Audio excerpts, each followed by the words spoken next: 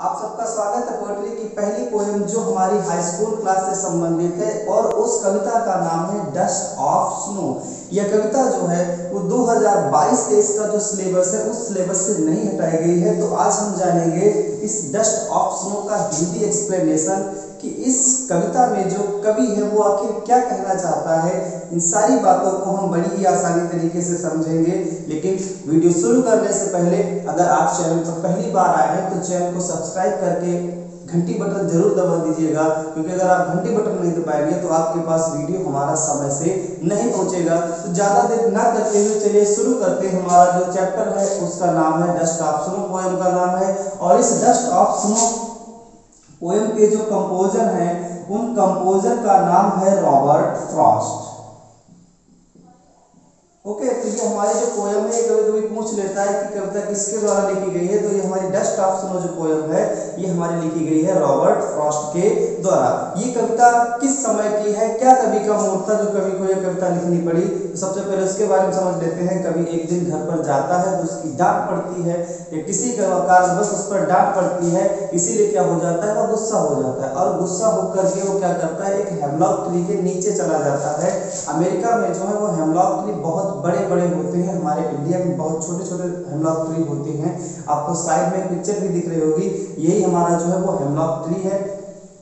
तो hemlock tree के नीचे जैसे ही वो खड़ा होता जाकर के है, और उसके साथ साथ एक और आता है चीज कि हमारे यहाँ जो है वो साल भर बर्फ नहीं पड़ती है। कई ऐसे राज्य हैं जहाँ पर साल भर बर्फ नहीं पड़ती, लेकिन अमेरिका के कई ऐसे राज्य हैं जहाँ पर साल भर बर्फ पड़ती है।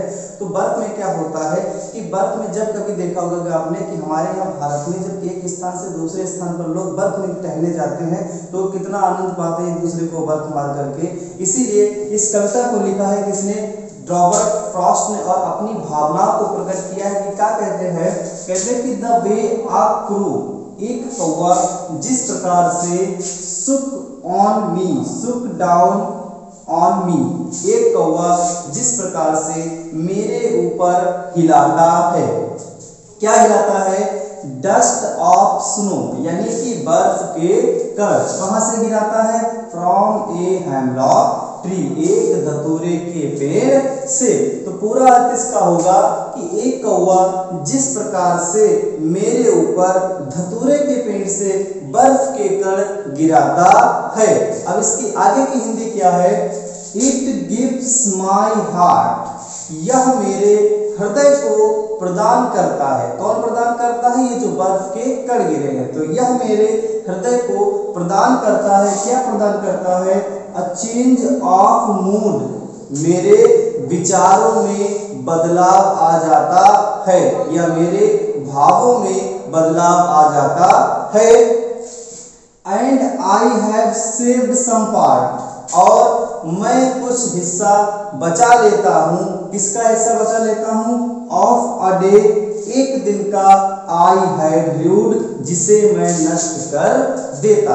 तो आशा है आपको अच्छी तरीके से कविता की हिंदी समझ में आएगी। एक बार फिर से इसको देखते हैं कि द वे अ क्रो, एक कौवा जिस प्रकार से सुक डाउन ऑन मी, मेरे ऊपर हिलाता है, डस्ट ऑफ स्नो, बर्फ के कण, फ्रॉम अ हेमलॉक ट्री, एक धतूरे के पेड़ से। इससे क्या होता है, इट गिव्स माई हार्ट, यह मेरे हृदय को प्रदान करता है, अ चेंज ऑफ मूड, जिससे मेरे भावों में परिवर्तन आ जाता है। उससे क्या होता है, and I have saved some, I have saved some part, और मैंने दिन का, और मैंने कुछ हिस्सा बचा लिया, या मैं कुछ हिस्सा बचा लेता हूँ। किसका, ऑफ अ डे, एक दिन का, आई हैड र्यूड, जिसे मैं नष्ट कर देता। अर्थात कवि यहाँ पर क्या कहना चाहता है कि जब वह गुस्सा होकर के हेमलॉक ट्री के नीचे जाता है, ये उस दिन जो कौवा जो है वो भद्दा है, जिसको लोग अपने पास बैठना पसंद नहीं करते हैं।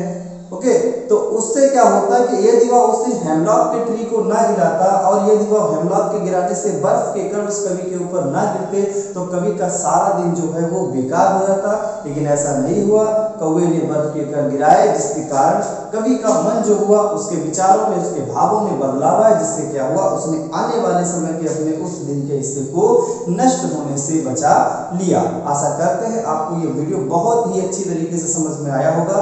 अगर वीडियो आपको अच्छा लगा तो वीडियो को सब्सक्राइब करने के बाद चैनल को सब्सक्राइब करके घंटी बटन को दबाना बिल्कुल ना भूलें। मिलते हैं अगले वीडियो में अगली पोयम के साथ।